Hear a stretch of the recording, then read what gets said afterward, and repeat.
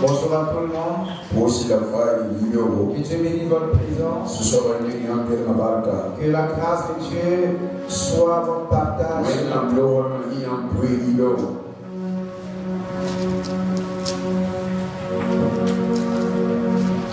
Nous sommes entrés d'aller tout doucement vers la fin de ce premier mois de l'année.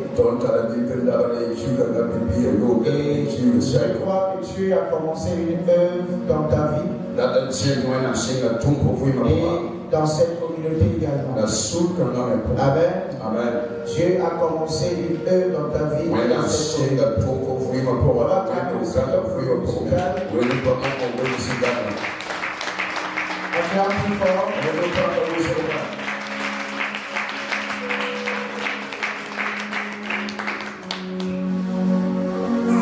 Je voudrais aussi dire qu'on est arrivé à la prison des femmes. C'est une belle surprise. Que Dieu vous bénisse. Et que Dieu continue de se souvenir de vous. Ce matin, nous allons prendre nos Bibles dans le livre de l'Apocalypse. C'est pas pour dire que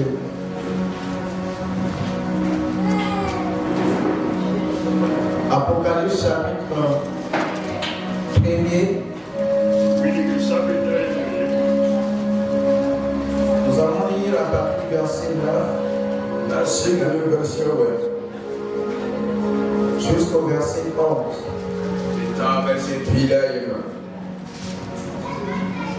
Vous savez, ce matin, j'étais en train de prier et j'avais vraiment mal au cœur de constater que plusieurs viennent à l'église mais n'arrivent pas à comprendre la parole de Dieu.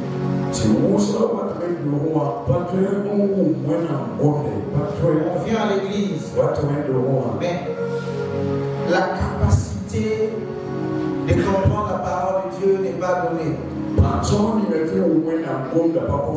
Mais ma prière, comme je le disais en début d'année, cette année 2024, c'est que chacun d'entre nous parvienne à la connaissance vraie de Dieu.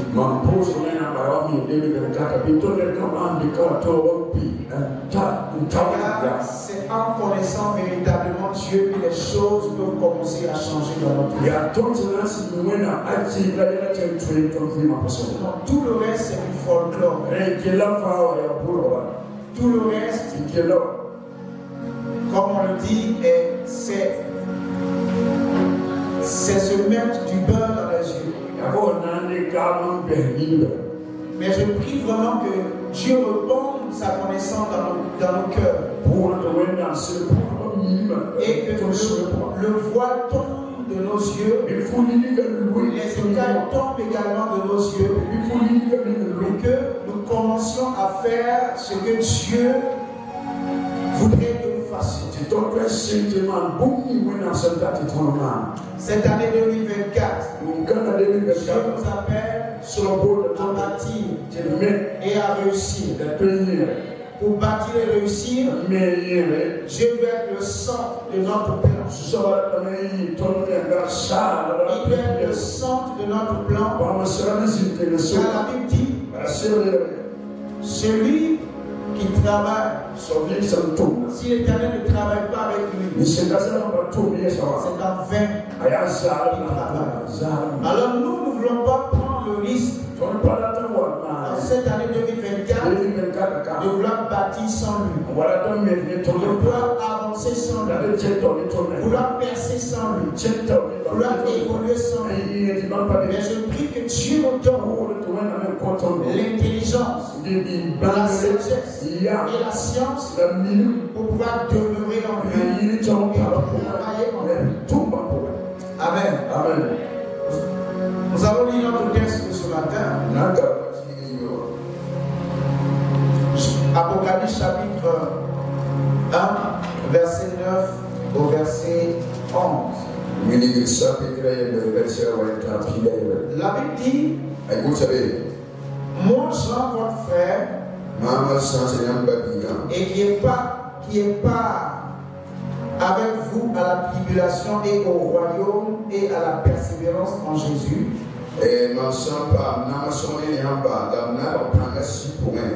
J'étais dans l'île appelée Patmos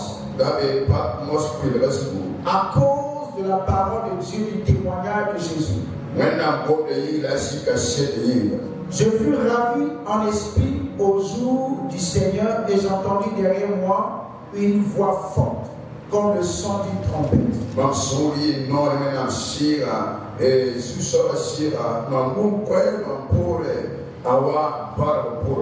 Qui disait, ce que tu vois, écris-le dans un livre et envoie-le aux 7 églises, à Éphèse, à Smyrne, à Pergame, à Thyatire, à Sardes, à Philadelphie et à Laodicée.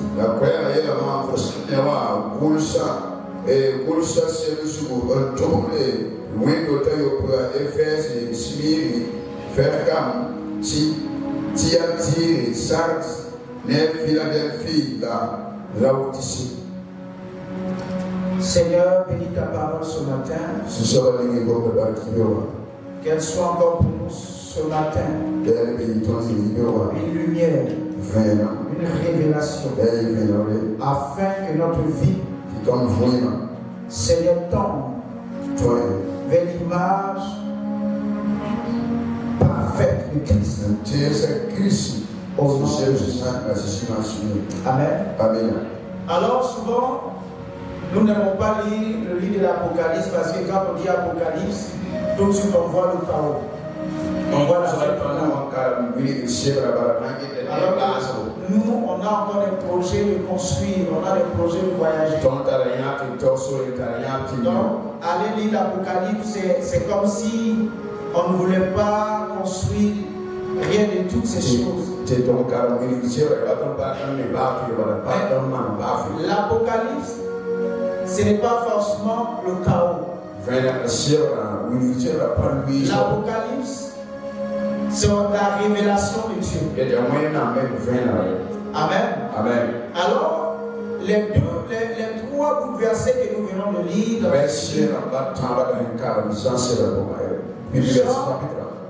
Jean que nous connaissons, il se présente, il dit, moi, votre frère, qui est pas à la tribulation, à la persévérance, etc., etc. J'étais dans l'île de Patmos à cause de l'évangile, du témoignage de notre Seigneur Jésus. Et pendant que j'étais sur cette île-là, j'ai été ravi. J'ai été enlevé en esprit, bien sûr. Et Dieu m'a montré son jour. Parce que lorsqu'on lit ce texte, on pense que c'est au jour du Seigneur que Dieu a ravi Jean. Quand on dit jour du Seigneur, par exemple, le dimanche. Non. Mais Dieu a ravi l'esprit de Jean et lui a montré le grand jour de la manifestation de la gloire de Dieu sur la terre. Alléluia. Mais pourquoi et comment Jean va se retrouver à Patmos? Et Patmos, c'est quoi? Ceux qui lisent la Bible, lisent la Bible, sauront que Patmos est une île. Une île désertique. D'environ 40 km carrés de superficie. Et c'est une île sur laquelle il parle de désert, pas d'absence d'arbres. Et aujourd'hui, Patmos est un gros rocher stérile. Amen. Alléluia. Et c'est là que Jean va être déporté. Jean est allé à Patmos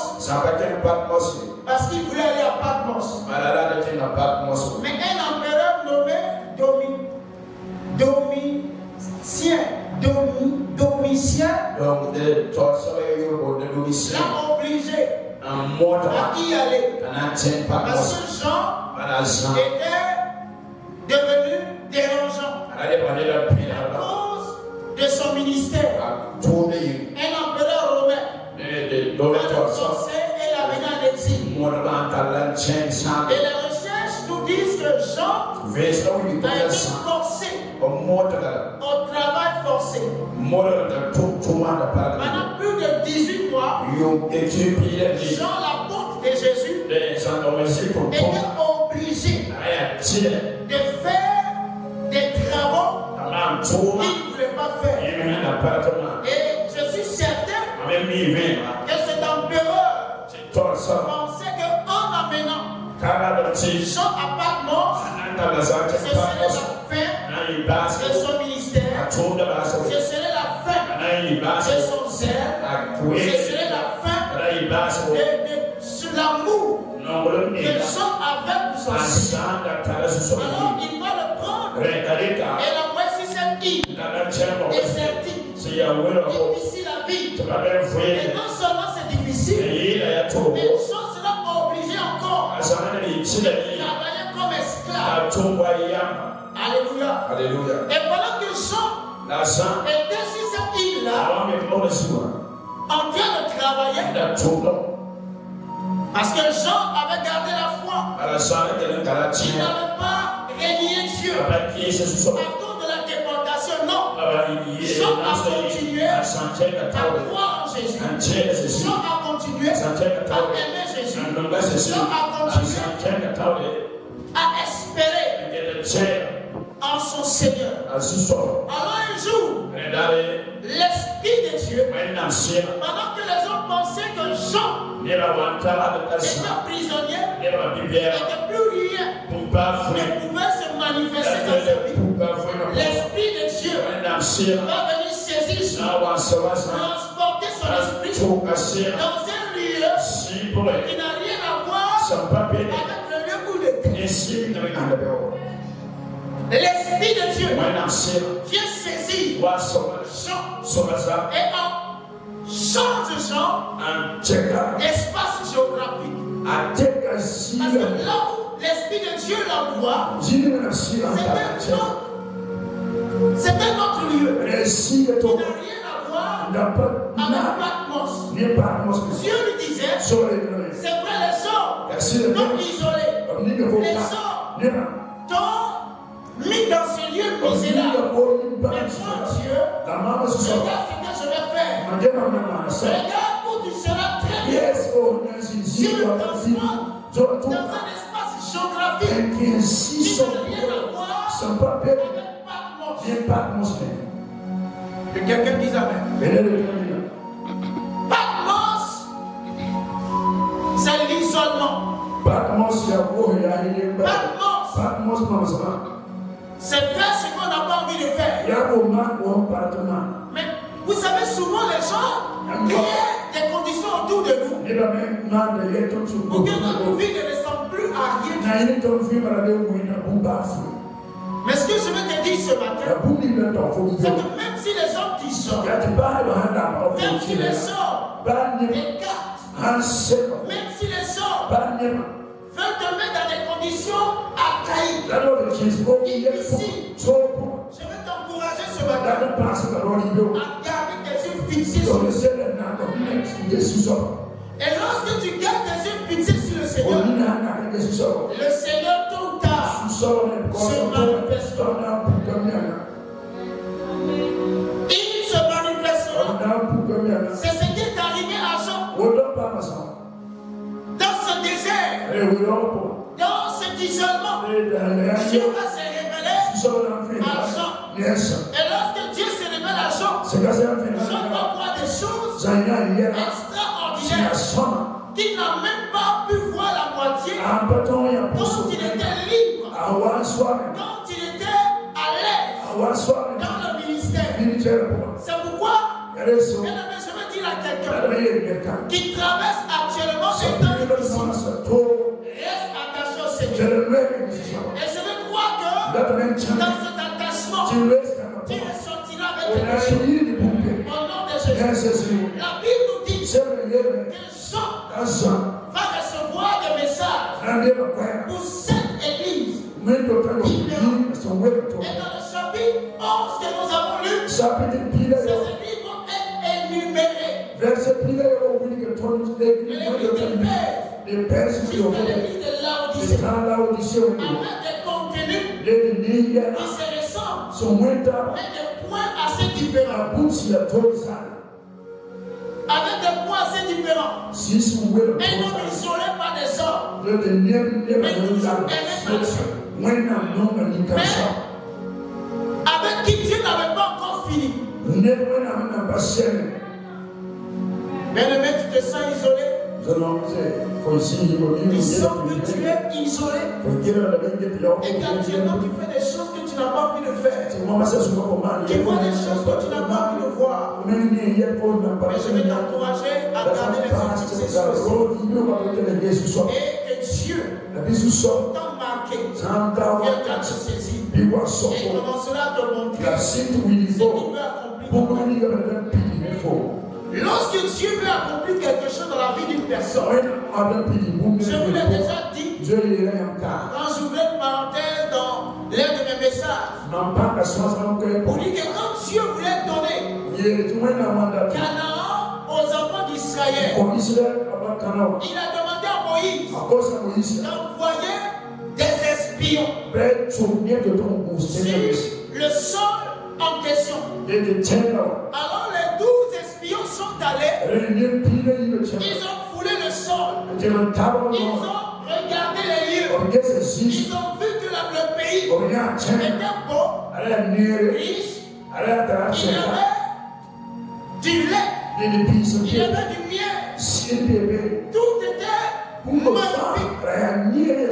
Mais en même temps, au-dedans d'eux, ils ne croyaient pas que Dieu puisse leur donner ce pays. Alors, lorsqu'ils sont retournés vers Moïse, au lieu de croire dans ce Dieu qui a un Dieu qui voit la mer rouge, qu'est-ce qu'il ne peut pas faire?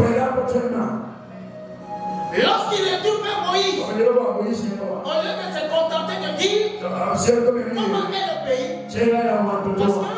parce que Moïse, c'est juste leur demander comment est le pays. Mais en plus de dire comment est le pays, il a tiré une conclusion. La conclusion, ce n'était pas à eux de la tirer. Ce que Dieu leur demandait, c'était juste de dire comment était le pays. Et ils disent le pays est beau, le pays est excellent, mais il y a des géants. Ok. Mais qui sont ces géants face à l'Éternel des armées? Mais eux, ils vont conclure et dire ce pays-là, jamais, nous n'allons pouvoir le posséder. Car à leurs yeux, nous sommes comme des sorciers.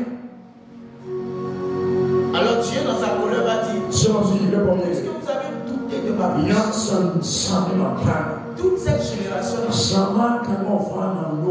mais ce sont vos enfants qui ont cru. Et ce que Dieu a dit, c'est ce qui a été fait. Mais vous savez, aujourd'hui, Dieu ne nous envoie pas forcément physiquement. Mais souvent, nous sommes dans une détresse, dans une situation compliquée. Mais quand nous nous remettons à l'Éternel, vous allez voir que le Saint-Esprit, au-dedans de nous, va commencer à faire monter des projets, nous donner des orientations, nous donner des visions qui n'ont rien à voir avec notre réalité actuelle. Lorsque tu commences, pendant que tu souffres, le Saint-Esprit commence à te faire voir des choses. Saisis cela par la foi.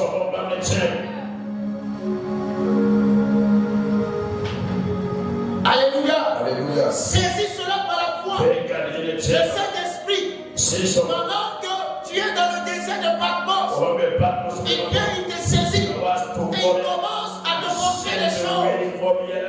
Dis Seigneur, si tu as fait monter cette chose dans mon cœur, tu es capable de la connaître.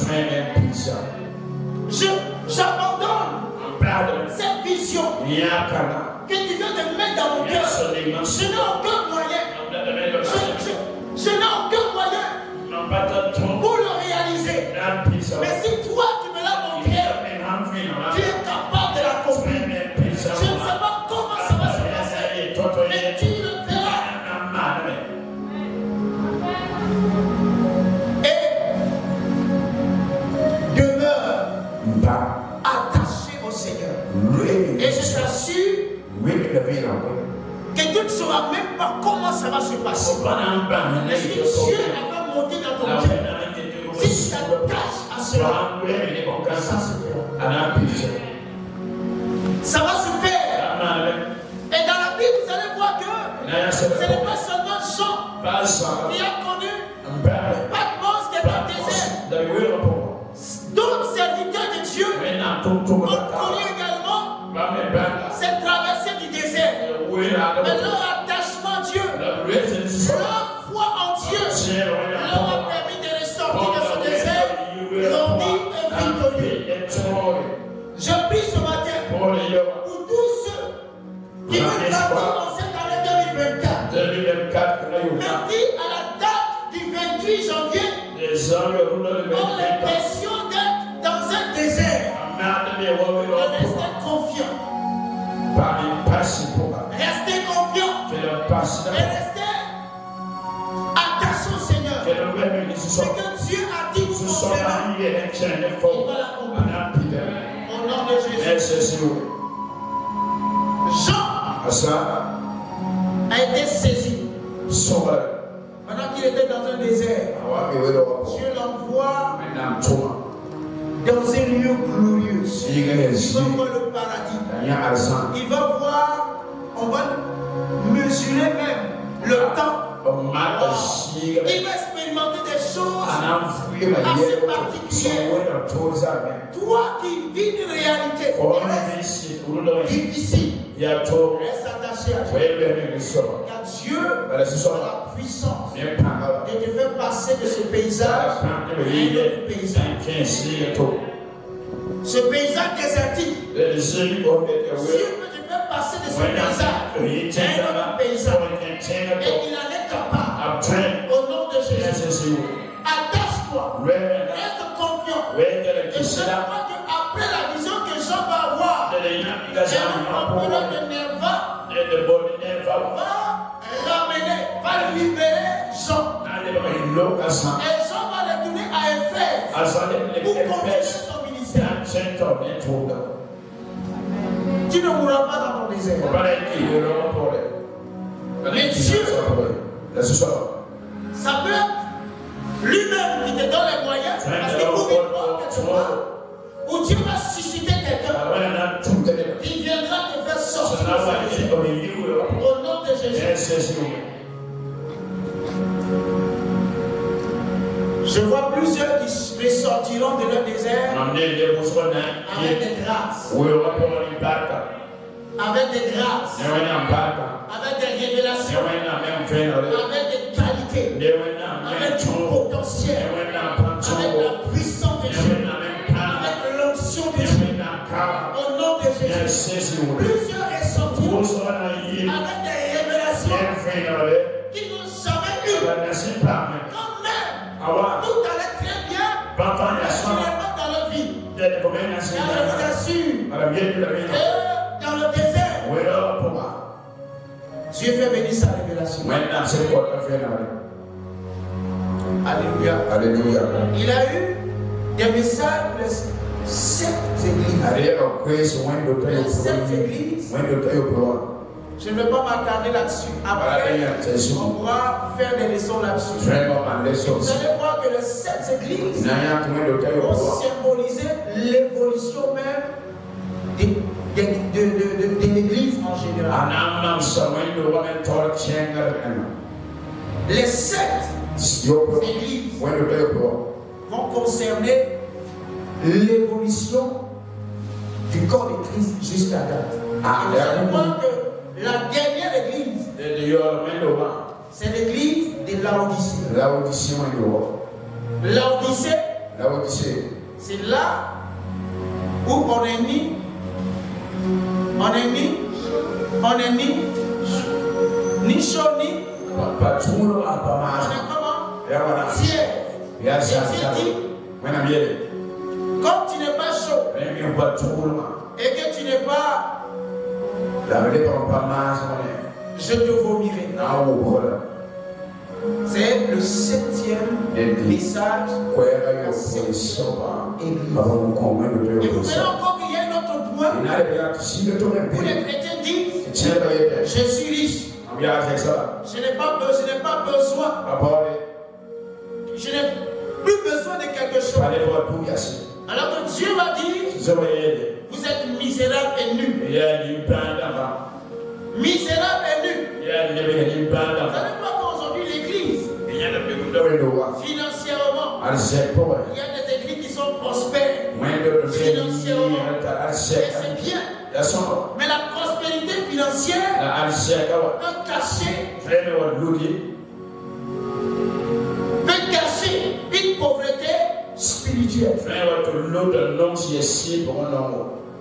Et l'église de Laodicée, c'est pratiquement notre temps. Combien sommes-nous? Ils sont tièdes. Ils ne sont pas chauds.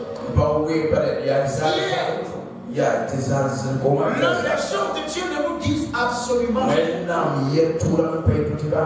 Lorsque tu resteras fidèle dans ce désert, tu vas ressortir avec des messages comme les messages qui ont été donnés à Jean. Tu ne ressortiras pas prédou, mais tu vas ressortir avec quelque chose de puissant et de glorieux. Alléluia. Alléluia. Vous savez, Moïse, lorsque Moïse est né, il est né à une période difficile. Parce que son peuple était en esclavage. Mais comme Dieu avait la main sur lui, il n'est pas mort. Par la mort que voulait lui imposer, c'est qui? Pharaon. Il a été sauvé de manière miraculeuse par les eaux. Il a grandi même dans le palais de Pharaon. Mais lorsque Dieu voulait lui confier de grandes choses, où est-ce que Dieu l'a poussé? Il était où? Il a voulu défendre son peuple. Il a voulu défendre ses frères. Mais il n'était pas encore prêt. Il avait seulement ses stratégies de combat. Il était un soldat. Mais Dieu voulait lui montrer que par sa puissance, il pouvait engloutir toute l'armée de Pharaon. Pour avoir cette capacité, Dieu va créer des événements qui sortent du palais. Se retrouver dans le désert. Et lorsqu'il pensait dans le désert, que c'était terminé pour lui. C'est en ce moment-là que Dieu va se révéler à lui. Moïse, qui avait son peuple, le peuple de Dieu, pensait qu'il allait mourir loin de ce peuple. Mais au moment où il ne s'entendait pas, un matin, Dieu va se révéler à lui. L'appeler dans un puissant chose que Moïse n'a jamais vu dans toute vie. Je suis en train de dire à quelqu'un, dans ce désert, si tu cherches Dieu, Dieu se manifestera à toi. Si tu le cherches, il viendra à toi avec de nouvelles révélations, avec une grâce nouvelle. Et ce qui te donnera te permettra d'être plus grand, plus grande. Moïse, dans le désert, sur le mont Horeb, a rencontré Dieu. Je prie ce matin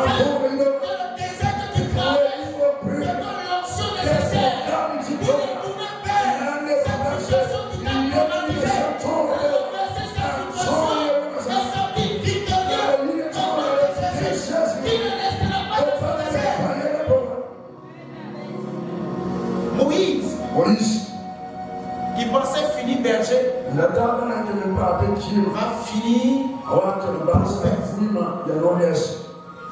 Et Dieu même va dire, tu seras Dieu pour Aaron. Aaron sera ton. Toi qui penses que tu vas finir en tant que berger, Dieu a un autre niveau de connaissance. Tu ne finiras pas berger. Car Dieu a décidé de faire son semblable. Dieu dit, tu seras Dieu. Dieu, pas prophète, non, Dieu. Moi je t'appelle. Je mets sur toi la grâce qui te lève au-dessus de tout temps. Au nom de Jésus. Et c'est ce qui est arrivé dans la vie de Moïse. Quand Dieu lui disait, c'est comme ce matin, ce message que je vous prêche. Peut-être que si tu dis, mais comment ça va se faire? Je n'ai personne. Moïse disait, je ne sais pas parler. Alors que tu sais que Pharaon, c'est quelqu'un d'éloquent. Et il a les grandes universités. Ces magiciens sont puissants, sont éloquents, sont majestueux. Mais comment Moïse, c'est ça qui a la langue difficile. Je lui dis, ne t'inquiète pas, j'ai déjà suscité quelqu'un. Tu vas susciter des personnes et à monter là où tu vas susciter des personnes. Seulement toi, reste attaché au Seigneur. Continue d'espérer en lui. Espère en lui. Et dans le désert, lorsque tu fais sort, et que tu te retrouves dans une autre nation, Dieu a dit à Moïse, mets à Jean tout ce que tu vois, et dis-le, tout ce que Dieu va te montrer, à partir d'aujourd'hui, écris-le dans ton cœur, parce que Dieu va l'accomplir, au nom de Jésus. Jean a été relâché. Et jusqu'à aujourd'hui, il y a une bénédiction pour toi. La bénédiction que tu vas laisser va couler sur plusieurs générations. Au nom de Jésus. Spirituellement, à cause de la disposition de ton cœur, tu vas voir que dans ta lignée, tu vas susciter des grands hommes de Dieu. Et ils ne comprendront pas. Mais c'est parce que toi, tu as payé le prix en restant devant le Seigneur. Dieu va faire grâce. Tu as quelqu'un, Dieu va faire grâce.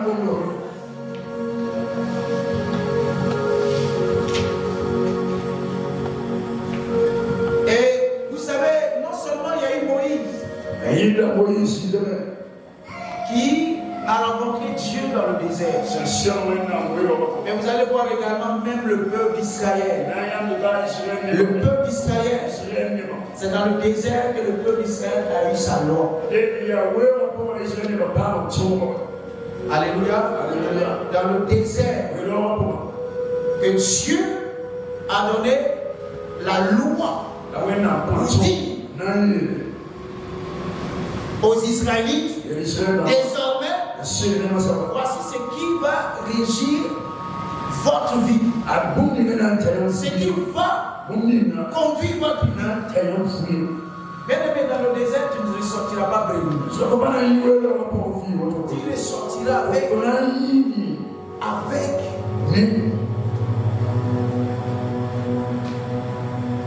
une grâce de Dieu.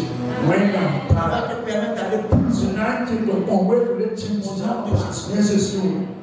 Vous savez, le désert, le dé, quand je priais ce message, le dé, c'est rien d'autre que des difficultés. Le E, envoyé, quand on est chrétien. Le S, par le Seigneur, des difficultés envoyées par le Seigneur. Il n'y a pas encore après le S.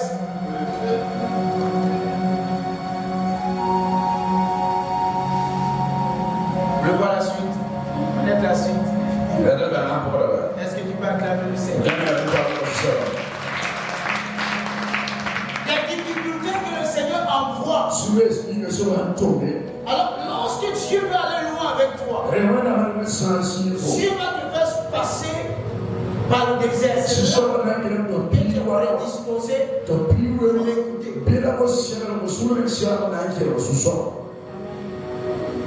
Pour l'écouter. Regardez souvent, il y a certaines jeunes filles, quand elles sont jeunes, souvent Dieu leur parle, elles n'écoutent pas. Et quand ça devient difficile, et qu'elles commencent à pleurer, Dieu sait qu'elles sont prêtes. Et il vient. Amen. Alléluia. Parce que Dieu sait qu'en ce moment, tu es prêt. Tu es prêt. Prêt et prêt pour écouter. Pour saisir. Mais il y a aussi de jeunes demoiselles, de jeunes hommes qui écoutent tôt, qui saisissent tôt et qui vont loin. Et je prie que ce soit le cas de notre jeunesse. Donc le E, c'est pour nous enseigner. Donc difficulté envoyée par le Seigneur. Dans le deuxième E, c'est enseigner. Le R qui nous rapproche. Les enseignements vont nous rapprocher. Et le T de son trône. Gloire à Dieu. Ce sont des difficultés qui ont pour objectif rapprocher les rois de son trône. Alors que devant le trône de Dieu, il y a toutes sortes de grâces. Il y a toutes sortes de bénédictions. Voici ce que le désert fait. Rapprocher du trône de la grâce, du trône de la guérison, du trône de l'élévation, du trône de la perfection, du trône de la sainteté, du trône de la délivrance. Que toutes les difficultés que tu connais puissent servir à te rapprocher du trône. Que ces difficultés te rapprochent du trône de Dieu. Car il n'y a pas un autre lieu, plus glorieux que le trône de Dieu. C'est pourquoi la maman c'est quoi des Zébédée Kaba. et allait voir Jésus pour dire maintenant je suis fils. Allez, et s'asseoir gauche et à droite. Parce qu'elle sait que là, c'est le trône. Elle négocie pour que ses fils incarnent le trône de Jésus. Et je vais croire parce que la maman, elle sait que même si là-bas la Bible dit qu'on sera comme des anges, mais quand on va se reconnaître, on va se reconnaître. C'est pourquoi la Bible dit que le riche qui allait en enfer, il a reconnu Lazare. Donc quand tu vas arriver, Monsieur Nadia va reconnaître sa femme. Bonjour. C'est fini. Elle devient adoratrice de Dieu. La Bible dit qu'on sera tous comme des anges. Mais le trône de Dieu, c'est au-dessus de tout. C'est pourquoi lorsque Moïse, après avoir supplié Dieu de ne pas détruire Israël, il va faire une doléance à Dieu. Il va dire Dieu, je te demande quelque chose. Dieu dit c'est quoi? Ça aurait été toi et moi, On a dit, fais-moi vivre comme Mathusalem. Et Moïse a dit, fais-moi voir ta gloire. Parce que c'est ce que Moïse a demandé. La gloire de Dieu, c'est sa face. Mais Dieu lui a dit, dans ce corps-là, tu ne peux pas voir ma face, ma gloire est pas faite. Donc, je vais quand même te faire voir un peu des dessins de cette gloire. Cache-toi dans le rocher. Quand je vais passer, tu vas voir un peu mon dos. Et ça va te suffire. Les difficultés que nous vivons ne devraient pas nous éloigner de Dieu. Mais devraient au contraire nous pousser à voici les raisons pour lesquelles Dieu envoie les difficultés.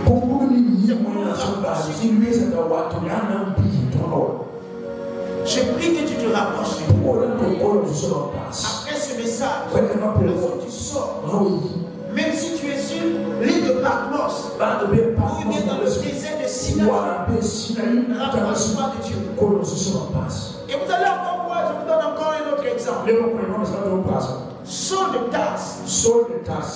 Lorsque Saul de Tarse a rencontré Jésus sur la route de Damas, il a été frappé par la lumière. Et il est devenu aveugle. Lorsqu'il est rentré dans la ville et que Ananias, c'est ça, est venu lui imposer les mains. Vous allez voir que dans l'épître aux Galates, Paul revient sur ce fait. Il dit, lorsqu'il s'est levé de là, il n'est pas monté à Jérusalem. Au contraire, il est allé dans le désert de l'Arabie. Il a fait combien d'années là-bas? 3 ans dans le désert. Et lorsque Paul est revenu, mais le message qui sort de la bouche de Paul, attends, c'est l'extraterrestre. Il est allé dans le désert de l'Arabie. Il est revenu, revêtu d'une grâce particulière. Et quand vous lisez même les écrits de Paul, de manière voilée, Paul nous dit qu'il a visité le paradis. Qui c'est ça? C'est pourquoi il y a des choses que Paul dit que les autres apôtres ne peuvent pas dire. Il est monté, Dieu a même visité le ciel. Et ce n'est pas le ciel des féticheurs qui ne sont pas encore bien convertis là. Les féticheurs ne sont pas encore bien convertis. On les envoie quelque part pour les blaguer, ils viennent pour les mélanger dans leur esprit. Et vous allez voir que Paul ne s'est pas assis pour déballer tout.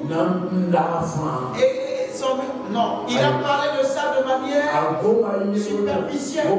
Mais si vous lisez les Écritures, vous verrez le poids de la révélation.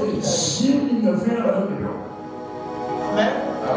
Quand souvent les gens vont regarder, écouter les témoignages de ces ex-sorcières qui disent j'étais la femme de Satan, je suis allé en enfer, j'ai vu une chrétienne qui est allée en enfer à cause de bouche d'oreille. Quand je vois ça, je dis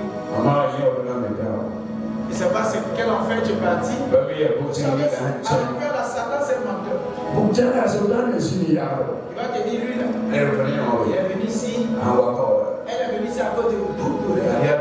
Maintenant, tu reviens sur la terre. Quand tu vois une soeur qui va te pleurer, tu la prends automatiquement pour une paille. Satan. Quand vous écoutez les témoignages, et des gens qui sont morts, qui sont allés en enfer, faites attention. Ça peut vous perdre. Amen. J'ai vu, il y a une autre que j'ai écoutée. Elle a trouvé une soeur en Christ, en enfer. Pourquoi? Parce qu'elle a fait beaucoup d'avortements. Beaucoup d'avortements. Donc tous les enfants là, la poursuit maintenant et puis je ne sais pas si on la poignarde ou bien si elle est tourmentée. Elle a fait les avortements, c'est dans le passé. Elle est née maintenant de nouveau. Tous ces péchés lui sont pardonnés. Faisons attention. Paul, pendant qu'il était dans le désert, Dieu l'avait visité. Que Dieu te fasse visiter des choses. Lorsque tu sortiras de ce désert, que tes pieds arrivent là où tu n'as jamais pensé arriver. Au nom de Jésus, que tes mains touchent sur la croix, tu n'as jamais pensé. Au nom de Jésus, que ce désert t'envoie un autre niveau supérieur, un niveau glorieux, un niveau merveilleux. Au nom de Jésus, je termine avec le dernier personnage biblique.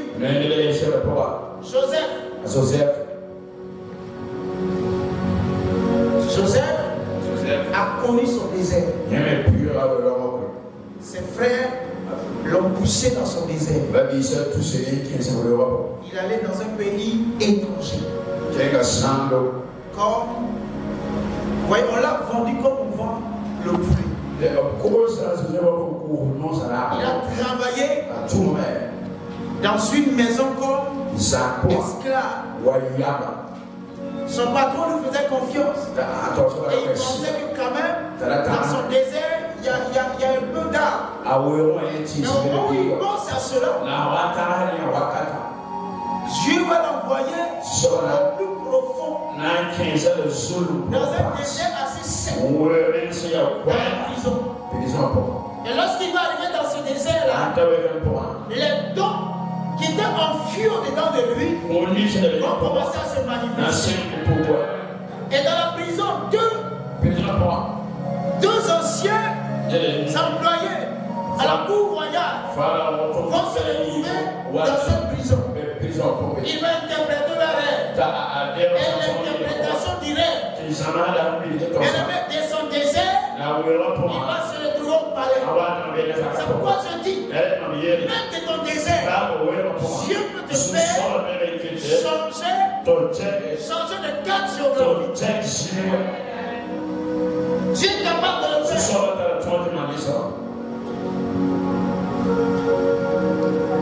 Ce matin,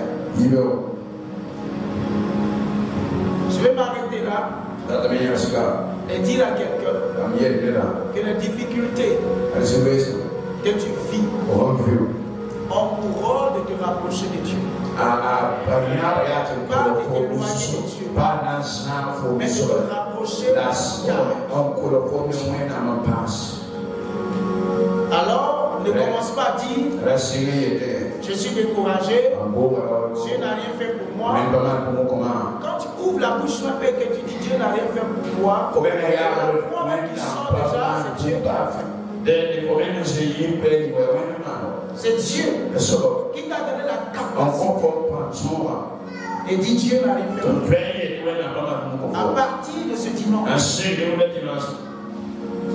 je veux que tu laisses ton esprit communier avec Dieu. Et dans cette communion, je commence à te montrer ce qu'il va faire. Que tu ressortes de ce désert équipé.